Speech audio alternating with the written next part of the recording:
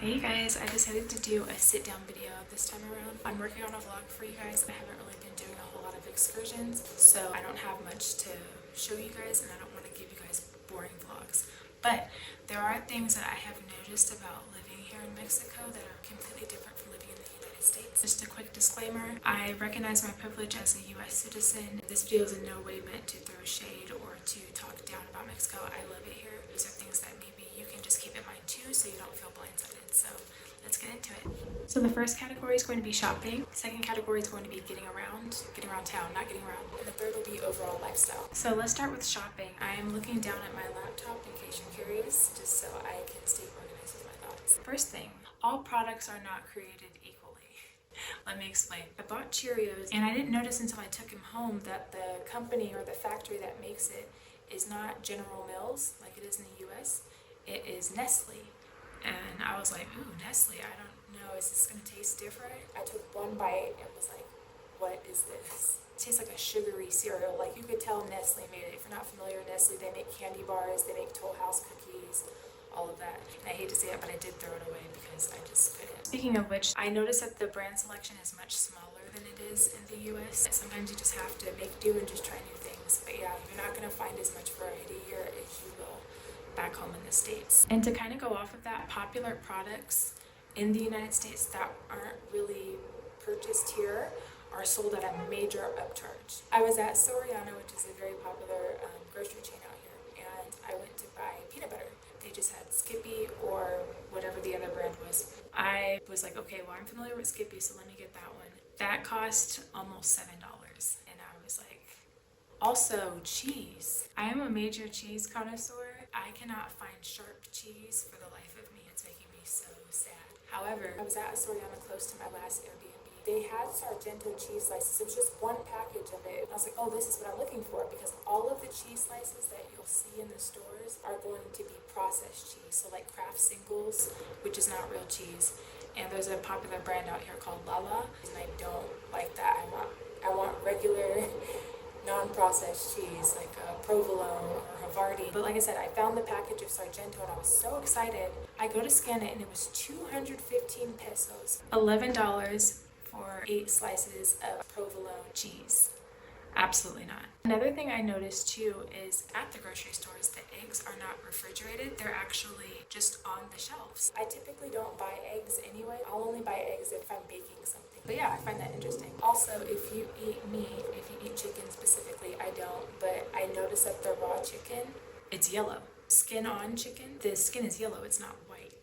I didn't bother to Google that one. Maybe I'll put it up on the screen if I find the answer. But yeah, apparently chicken skin is yellow.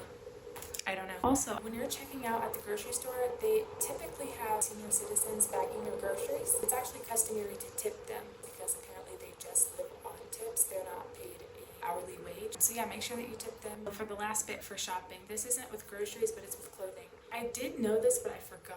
The clothing sizes are different. I was looking for a pair of black jeans. I went through, I kid you not, maybe 9 or 10 stores before I found a pair that fit, and 2 before I figured out what my size was. But luckily, I was able to go to a store. I think it was called like Cuidado el Perro, which is like beware of the dog. Very Gen Z store, but they have the jeans I was looking for. So moving on to transportation / getting around town. So first, you have to flag the buses down when you're at the bus stop. Otherwise, they will drive past you. So it's almost like you're hailing a cab. The locals, when they're at the bus stop, they usually like do this gesture, or they'll just like put their hand out. I didn't know that you had to do that, so I've had lots of drivers go past me, and even sometimes when I do signal, they go past me. Another thing about the bus is once you step foot on there, they are pedal to the metal, going for it. They don't wait for you to sit down, and that's something I'm not used to. My first year in LA, I didn't have a car, and the bus drivers would wait for you to sit down. Maybe not everybody, like if there was a bunch of people getting on, like it's like, all right, we gotta go. But if it's just like 1 or 2 people getting on, like they'll look back in the rearview mirror, make sure you have your seat, and then they'll go. Not here. Stupid, I'm not gonna let you get the chance. And first I took it personally, like, do we have a problem? But they do that to everybody.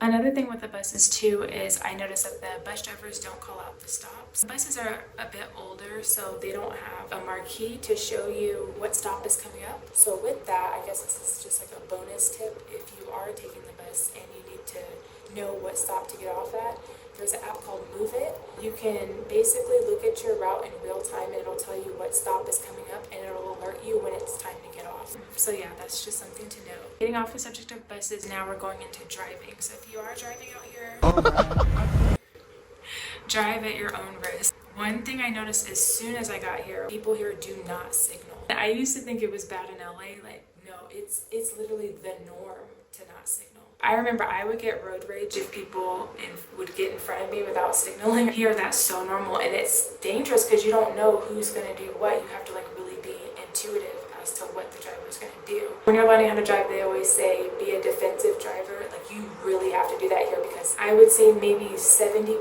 of the drivers here don't use their turn signal and I don't understand that. Another thing about driving that I have found to be pretty dangerous is in residential areas, if you're at a four-way stop, not all, but a lot of the four-way stops I've noticed don't have stop signs. You just kind of have to honk or you just have to like really yield. And speaking of signs, I noticed that the street signs, they're actually on the side of buildings. There's no sign like by the traffic light or posted sign on a corner like it is in the United States. Instead, they're on the side of the building.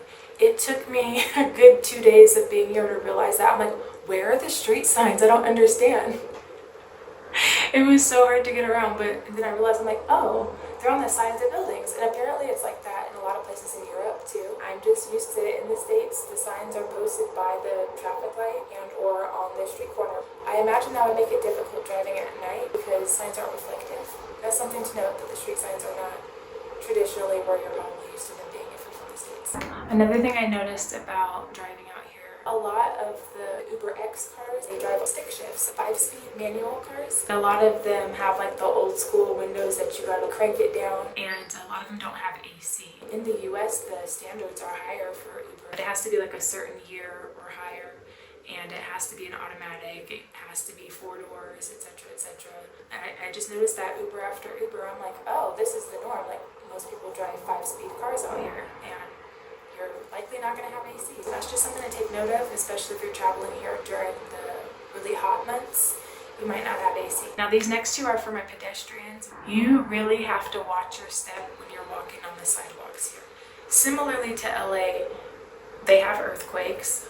I don't know how common earthquakes are in Guadalajara per se, but clearly they do have earthquakes because you can see the ground is like not caved in, but it's like doing this little thing. So you have to really pay attention to where you're walking. The pavement can be very uneven, and a lot of times there's giant holes that haven't been filled and they don't bother temporarily putting something over it. You have to really watch your step and pay attention when you're walking on the sidewalk out here, so just keep that in mind. Also, as a pedestrian, going off of what I was saying earlier about people not using their signals, I'm sure you can see how that would be a problem. Let's say it's time for you to cross the street, you're going, ongoing traffic, the side of you is also going, then there's people that are making a left-hand turn, but they're not signaling, so you don't know, like you have to like almost play chicken with the cars even if you do have the right of way. Also with crossing the street, depending on where you are, if a lot of them don't have the little buttons that you push to indicate that you want to walk and giving you the walk sign and giving you a countdown.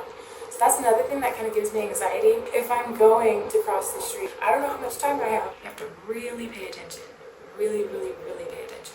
Alright, so now let's get into lifestyle. It's kind of like miscellaneous, but we're just going to sum it up and say lifestyle. I knew this, but to experience it firsthand when I first got here during the heat wave was not fun. Air conditioning is not that common here. When I was looking through Airbnbs, I would do the filtered search. As soon as I would click air conditioning, I would go from like 300 homes available to like 20 homes available. And I'm like, oh shit. And those of course tended to cost more, so every place I've stayed in has not had AC. Luckily it is starting to get cooler here. I'm recording this at the end of October. So yeah, if you're traveling here during the summer months, just know you're gonna be paying a premium if you want AC. AC is not common in a lot of businesses too, so if you're going out to a restaurant, it's very common for there not to be AC, or even some of the stores you go to, there might not be AC, so just keep that in mind. Also, hot water showers are a luxury here. I've noticed on the Airbnb list little bullet points of the amenities that they have.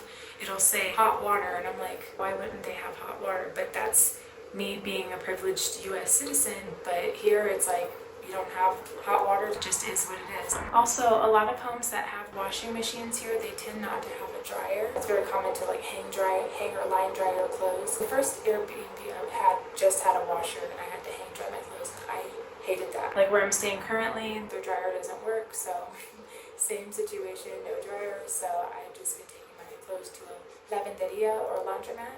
So yeah, just know that that's pretty common. So again, paying a premium for utilities that are quite common in the US. Ooh, also water bugs. When I first got to my first Airbnb, I saw where in the bathroom a towel over the sink drain. And I was like, did the cleaner just leave that there? In the shower, there was a cover over the drain. Luckily, I have not seen one, but yeah, every place I've stayed, they all have something to cover the drain so water bugs don't come up. Something to note if you're terrified of bugs like myself. Speaking of bugs, in Guadalajara, the mosquitoes here are rampant, especially in Centro and Zapopan area. I don't know what it is, but they love to hang out over there. Centro, they were eating me alive. The hostel I was staying in, it was like an indoor-outdoor kitchen situation. I think I might have a clip I can insert. But as I was cooking, I would just get torn up by the mosquitoes. They love me. I had bites all over my legs. Keep that repellent on deck and keep reapplying it over and over and over. Another thing that kind of falls into the lifestyle category, convenient apps that we have to pay each other like Cash App, Venmo, Zelle. That is another thing here. Actually, I went to a restaurant because it's pretty common, especially for like mom and pop shop restaurants, to not accept cards. So I always ask, accept a tarjeta? But they basically told me, you don't accept card. However, this was the only restaurant I've ever heard this, but they're like, but you could send us a bank transfer.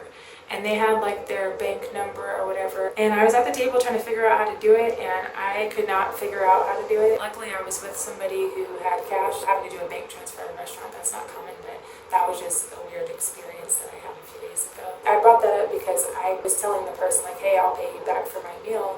Do you have Cash App? And he's like, Cash App? I'm like, Venmo? No. Zelle? I'm just like, what do y'all have out here? And I was trying to explain to him like what it was, and he's like, oh, we don't have anything like that out here. Like you just transfer the money to people's bank, like basically the old school way. But yeah, Cash App, Venmo, Zelle does not exist here. Okay, so restaurants. Usually when you're at a Mexican restaurant in the States, they'll typically give you like a free bowl of tortilla chips with salsa. But I noticed every restaurant I was going to, they didn't have tortilla chips, they gave you tostadas. Tostadas are like, they're about this big and they're round. It is corn tortilla, so it is essentially a tortilla chip. It's just really big. They give you those instead of chips. Not every restaurant, but the majority of them that I have gone to. For example, La Chata, which was the first restaurant I went to when I was staying at the hostel. I remember being so confused when I first went to La Chata and they gave that to me. I was like, I didn't order this. Also at restaurants, usually they'll start you off with like a glass of water. It's usually just standard. They don't really do that here. It doesn't just automatically come with that. So just keep that in mind when you're at restaurants. So when you sit down, you're not like, where's my water? You gotta ask for water. Okay, and last on my list, I left this last because I think it's funny and kind of gross, but we gotta talk about it. Toilets here can clog very easily. Apparently, a lot of the drain systems here can't really handle toilet paper or large amounts of toilet paper, so it's very easy for the toilets to get clogged here. This is probably TMI, but we're just gonna go there. When I was staying at my hostel, my toilet clogged probably a good 10 times. There was no plunger. Remember this hack that I learned on YouTube? If you have a toilet brush and a plastic bag, wrap the plastic bag over the bristles of the brush, and then you just shove it down the toilet so it pushes down the clog. Luckily, even though my bathroom didn't have a plunger, it did have a toilet brush. And in our kitchen, we had a whole bunch of plastic bags. I would always just go in the kitchen and wrap the plastic bag around the bristle and just do my thing to unclog the toilet. But yeah, actually it's customary or normal to, you're supposed to just wipe and put it in the bin. I can't bring myself to do that. I flush and hope for the best. Alright, and that is it. Those are the things that I wish I knew before I came to Mexico. Again, this video was not to bash Mexico. Obviously, I love it here, otherwise I wouldn't be here. My next video is going to be things that I love about here that are available here that I'm not seeing in the US. Also, I would like to know from you all if you have traveled from the US to any other country, not just Mexico. What were some things that you noticed that you wish you had known before you got there? So leave a comment below. I would love to know because I definitely plan on traveling more and you could be helping other travelers. So feel free to leave a comment. Please like and subscribe if you enjoyed this video, and I will see you in the next video. Bye.